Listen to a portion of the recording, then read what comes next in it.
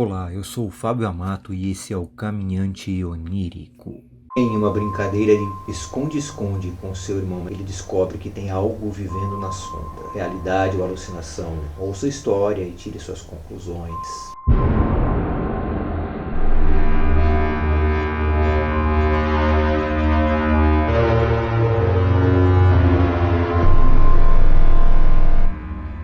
Você gosta de história de terror, né?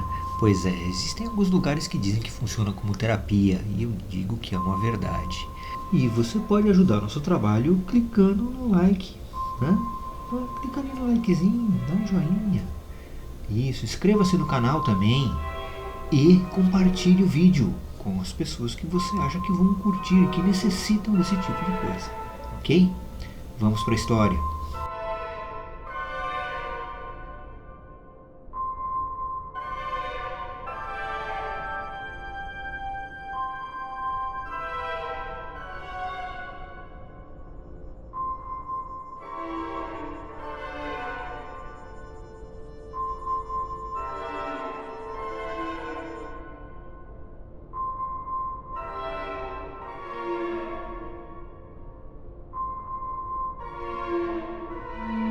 Olá, eu sou do interior de São Paulo, tá? Estou no interior de São Paulo, para dizer a verdade, mas essa história ocorreu há muito tempo atrás, quando eu ainda morava no sul. Eu e o meu irmão menor, nós sempre brincávamos na casa inteira, na verdade. Gostávamos de brincar de guerrinha, sabe? Jogando coisas um no outro. E uma vez, ele era menor, arremessou algo pesado no meu rosto. Olha, não me machucou de verdade, mas foi bastante para tirar, sabe, aquele grunhido de dor.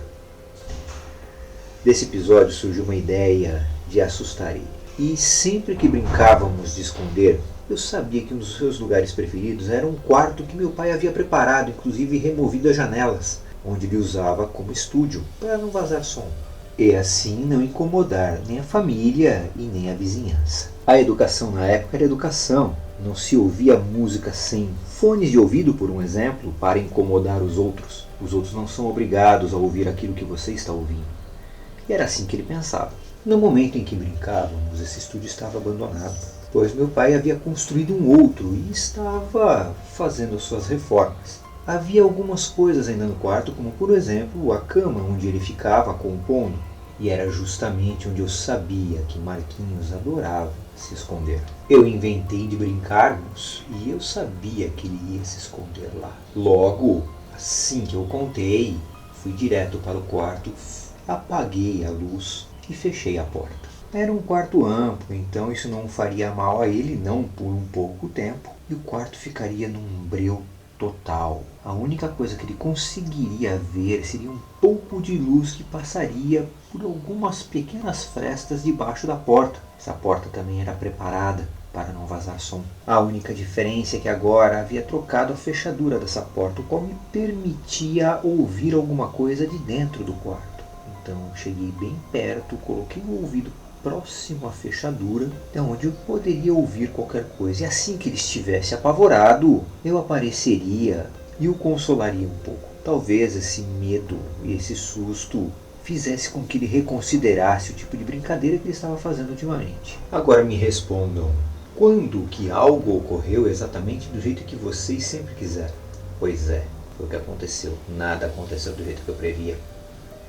Estranhamente, ele estava mudo. E de repente eu ouvi ele dizer algo, como: "O que você está fazendo?"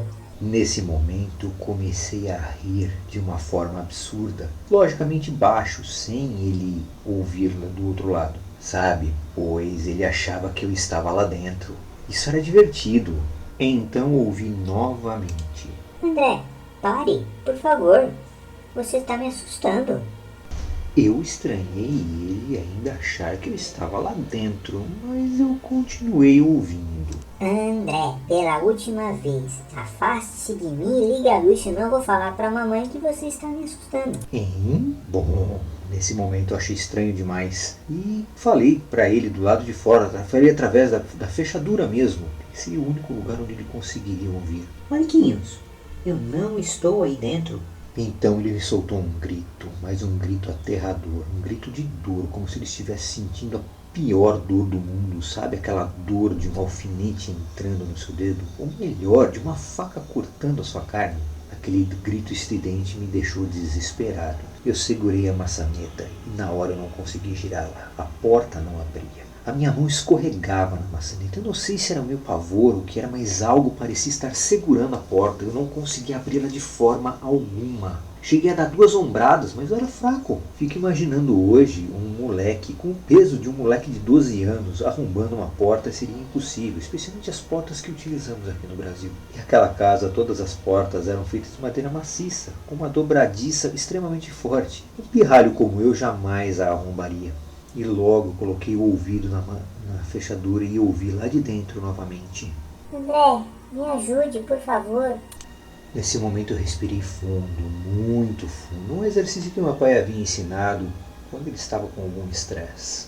Enxuguei as mãos na roupa, enxuguei a maçaneta e peguei a maçaneta novamente. E dessa vez ela girou, seja lá o que estivesse impedindo a porta, nem que fosse o meu próprio medo e desespero, agora não estava mais. A porta estava simplesmente aberta. Então eu acendi a luz. Marquinhos estava chorando num canto.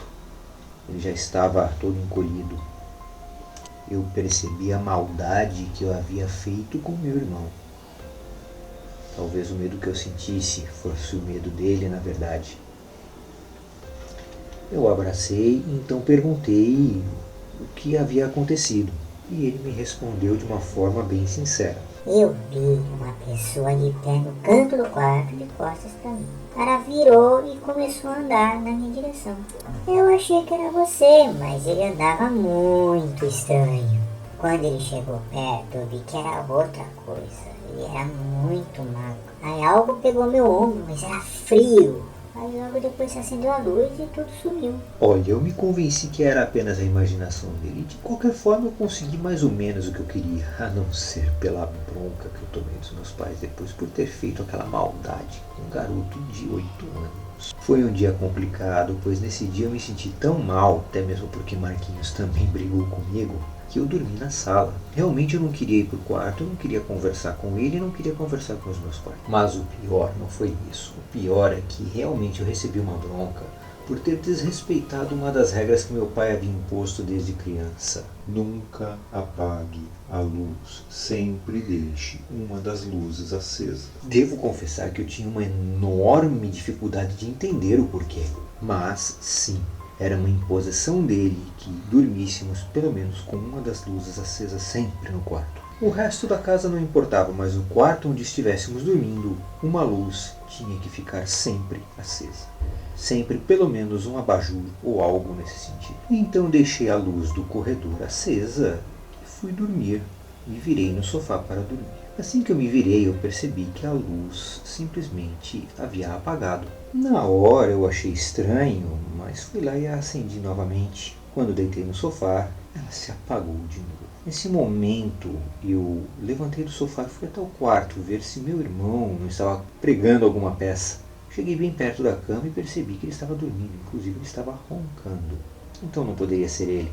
Fechei o quarto, acendi a luz novamente e fui me deitar novamente no sofá. Alguns minutos depois, a luz estava apagada. E ali um arrepio tomou conta do meu corpo, pois eu percebi que havia algo estranho.